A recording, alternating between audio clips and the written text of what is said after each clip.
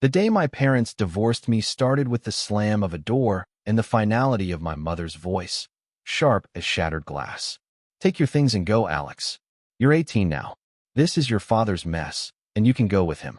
But my father was already halfway to another state with his new secretary, his car a diminishing speck down our tree-lined street. I stood on the porch, a duffel bag slung over my shoulder containing everything I owned.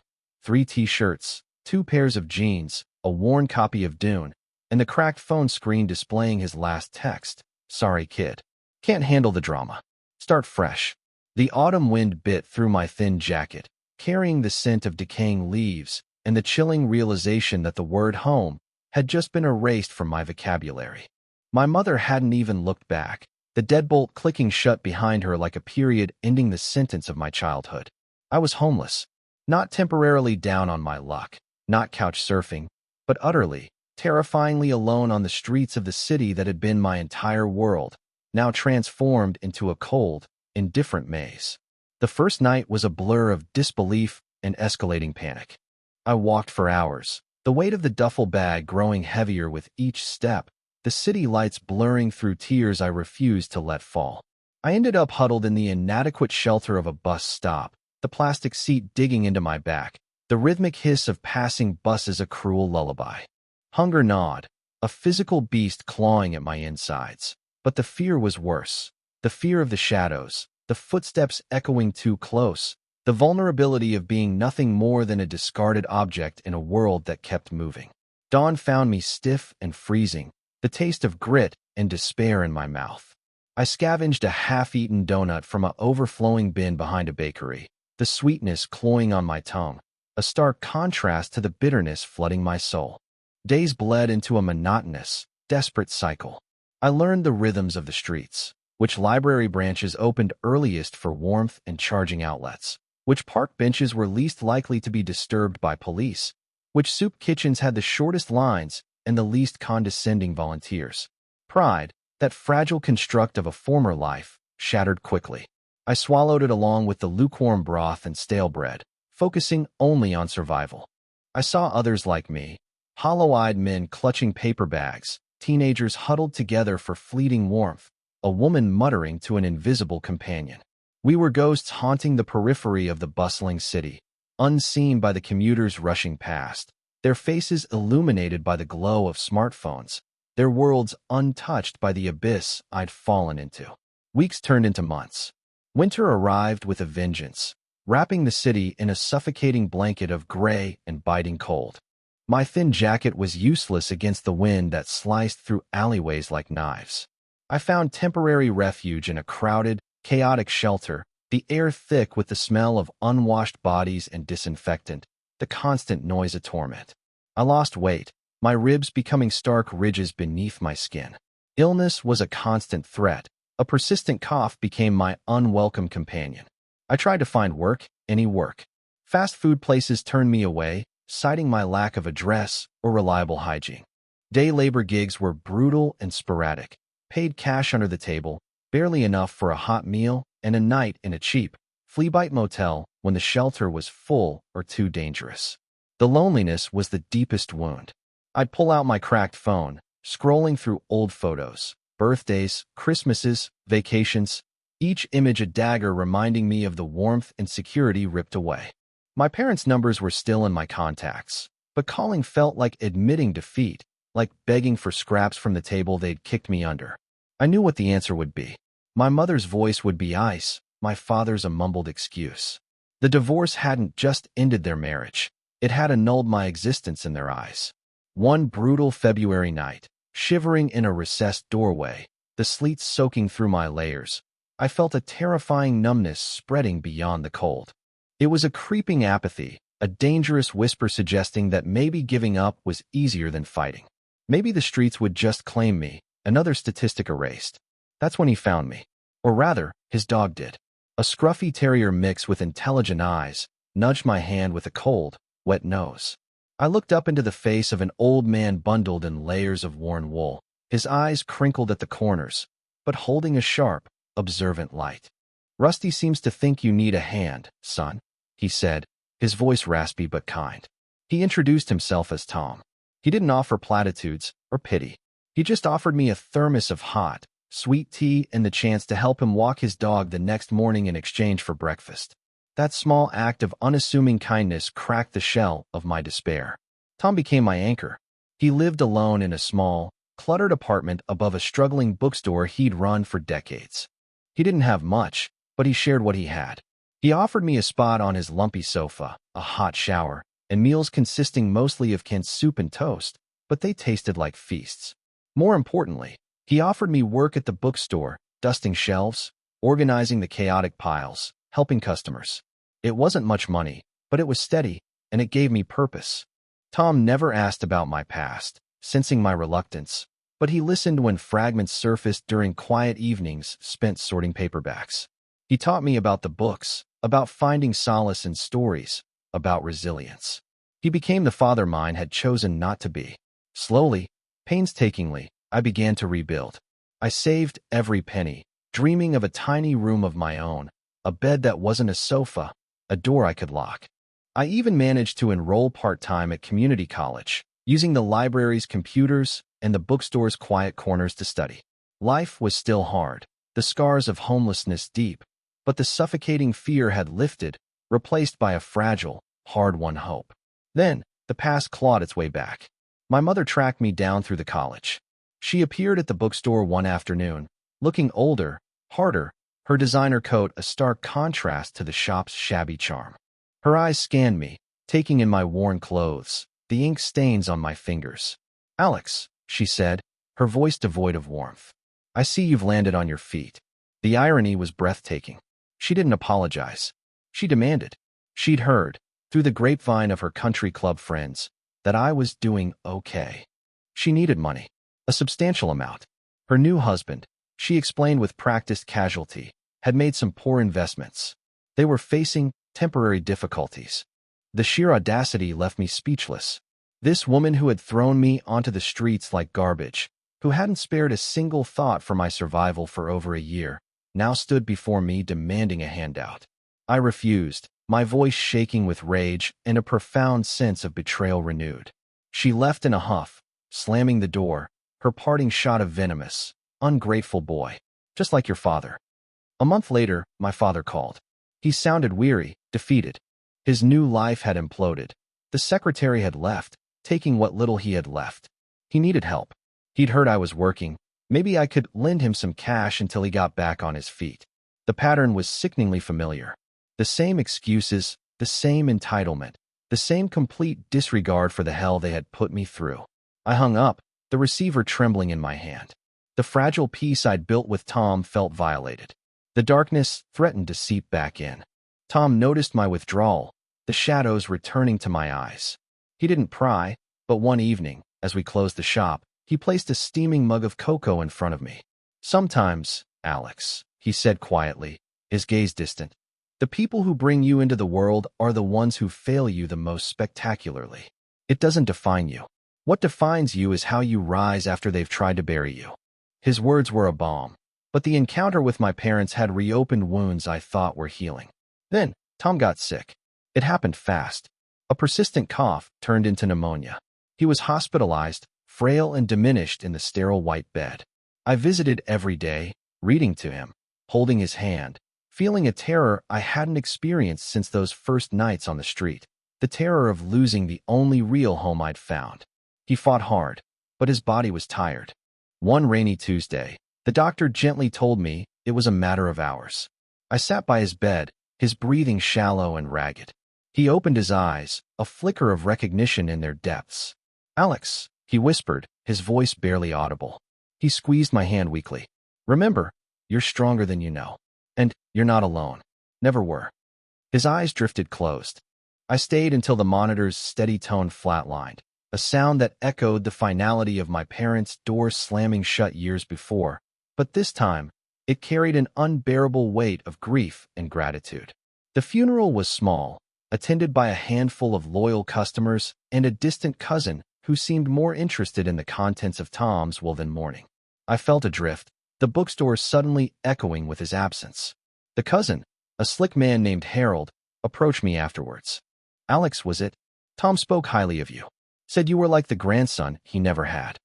His smile didn't reach his eyes. We'll need to go through the inventory, assess the value of the shop. Probably best to sell it quickly. The proceeds, after expenses, of course, will be distributed according to the will. I'm the executor. Harold's words were practical, cold, reducing Tom's life, his sanctuary, to mere assets. I nodded numbly, feeling a fresh wave of loss. The bookstore, my refuge, my workplace, was likely gone. I'd be back to square one, or worse. A week later, Harold summoned me to a sterile lawyer's office downtown. The air smelled of old paper and expensive cologne. Harold sat behind a large mahogany desk, a smug look on his face. The lawyer, a stern woman named Ms. Albright, placed a thick document in front of her. Mr. Davies, she began, addressing Harold. As executor, you are entitled to a reasonable fee for your services, and the bequest to the Literary Preservation Society is clear regarding the bookstore's archival collection. She shuffled papers. However, Mr. Thomas Reed's primary beneficiary, and the recipient of the bulk of his estate, is listed here. She looked directly at me. To Alexander Monroe, whom I considered my grandson in every way that matters, I bequeath the sum of $2 million, to be held in trust until his 25th birthday, with provisions for education and living expenses to be managed by the trustee, Ms. Albright herself. Furthermore, the bookstore and its entire inventory, including the building at 14 Maple Street, are to be transferred to him outright, free and clear of any debt. The silence in the room was absolute, thick enough to choke on. $2 million. The bookstore. Mine. Harold's face had gone from smug to purple with rage. This is preposterous, he sputtered. Reed had no legal obligation. This street urchin. He was just an employee. Ms. Albright's expression remained impassive. The will is ironclad, Mr. Davies. Signed, witnessed, notarized.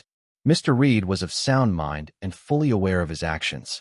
The funds are already secured in the trust. The property transfer is being processed. She slid a set of keys across the desk towards me. They landed with a soft, metallic clink that sounded like thunder in my ears. I couldn't speak. I couldn't breathe. $2 million. The number echoed in the hollow space my parents' abandonment had created. It wasn't just money, it was vindication. It was security. It was a future ripped from the jaws of despair. But Harold wasn't finished. He leaned forward, his voice low and venomous. You think this makes you special, boy? You think this old man's guilt money changes anything? You're still trash. Just trash with a bank account now. He stood up, knocking his chair over. This isn't over. That will is suspicious. I'll contest it. I'll drag you through court until you're begging in the gutter again, where you belong. He stormed out, slamming the door so hard the framed prints on the wall rattled. Ms. Albright sighed, a sound of long-suffering patience. Ignore him, Alexander. He has no grounds. Mr. Reed anticipated family discord. He was very specific. She handed me a thick envelope. This contains the details of the trust, the deed to the bookstore, and a letter Mr. Reed asked me to give you personally. I took the envelope, my hands trembling so violently I almost dropped it. I managed a weak, thank you, my voice a croak, and fled the office, the weight of the keys and the envelope feeling impossibly heavy and light at the same time. I didn't go back to the bookstore. Not yet. I walked, aimlessly, the city a blur around me. The numbers, $2 million, scrolled behind my eyes. It was more money than I could comprehend. It meant never being cold again, never being hungry, never fearing the slam of a door. It meant college, a real degree. It meant helping others like Tom had helped me. But Harold's venomous words echoed too. Guilt money. Trash. Was that all I was? A charity case Tom felt sorry for? The thought was a cold trickle down my spine. I found myself in a small park, sitting on a bench identical to the ones I'd slept on. I tore open the envelope Ms. Albright had given me. Inside was the official paperwork, dense with legal jargon. And beneath it, a single sheet of folded paper in Tom's familiar, slightly shaky handwriting. I unfolded it, my heart pounding. My dear Alex, if you're reading this, it means I'm gone, and Harold is likely having an apoplectic fit. Good. The man's a vulture. Don't let him intimidate you. The money, the shop, they're not guilt money. They're justice money. And they're yours, not because I pitied you, but because you earned it. You earned it with your resilience, your kindness, your hard work. You reminded me what it means to truly live, even when life tries its damnedest to kill your spirit. But there's more you need to know. Something I should have told you long ago, but the time never felt right. And then, well, life got complicated.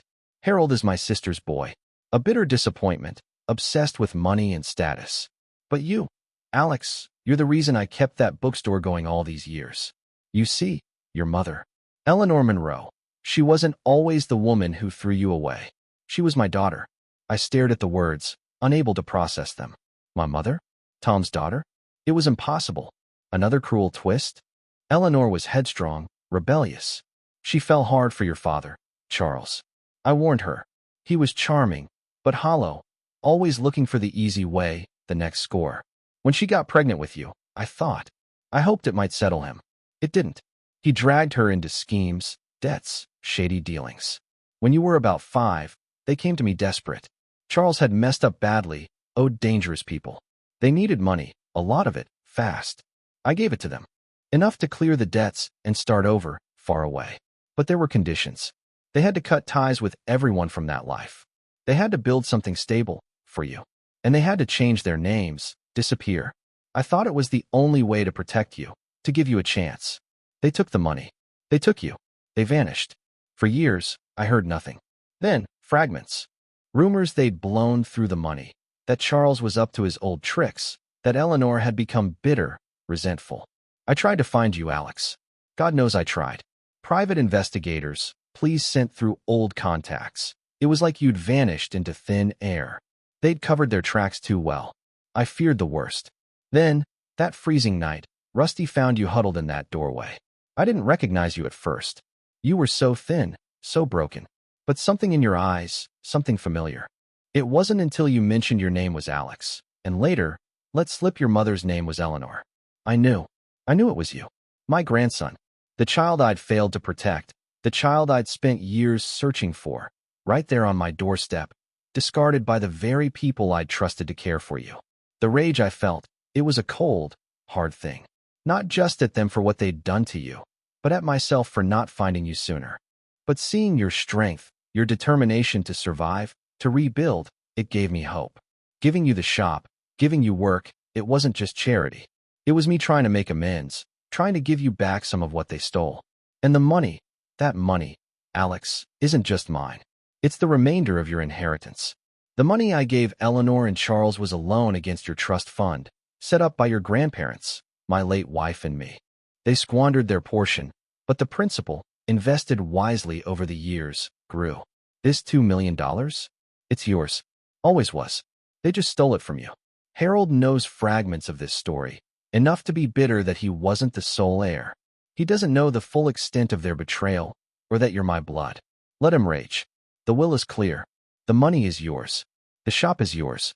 But more importantly, Alex, you are free. Free from their poison, free from their greed, free to build the life you deserve, the life they tried so hard to deny you. Run the bookstore or sell it. Travel, study, help others. Do what makes you whole. Just know this. You are not the product of their failure. You are the product of your own incredible spirit. And you are, and always will be, deeply loved. Not just by me, but by the memory of your grandparents who adored you before you were even born. Find your peace, Alex. You've earned it 1,000 times over. With all my love, your grandfather, Tom. I sat on the bench, the letter clutched in my hand, tears streaming down my face, hot and cleansing. The city noises faded into a distant hum. Guilt money? No. Justice money. Inheritance. Vindication.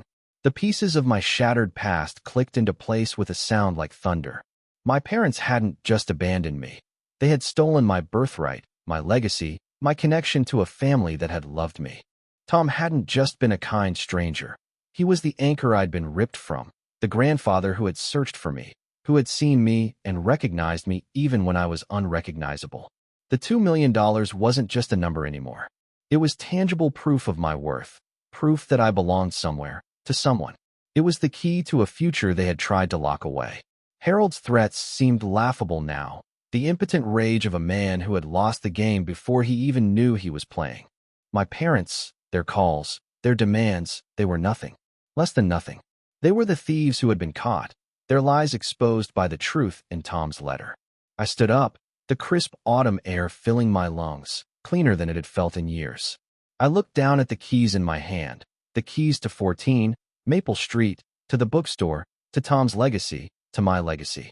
I looked at the letter, the words of love and belonging washing over me. Healing wounds I hadn't known were still bleeding. I wasn't homeless. I wasn't abandoned. I was Alexander Reed, grandson of Thomas Reed, heir to more than money, heir to resilience, to kindness, to a second chance earned through fire and ice. I walked away from the bench, away from the ghosts of my past, towards the bookstore, towards my future. The weight of the duffel bag I'd carried that first terrible night was gone, replaced by the solid, reassuring weight of keys and a truth that set me free. The city lights shimmered, no longer indifferent, but full of possibility. I had been thrown away, betrayed, left to freeze. But I had survived. I had fought. And now, armed with love, truth, and the means to build anything I desired, I was finally home. Not just in a building, but in my own skin, in my own story. The unexpected end wasn't just the money. It was the discovery that I had never truly been alone, and that the family who had cast me out were the ones who had lost everything, while I had gained the world.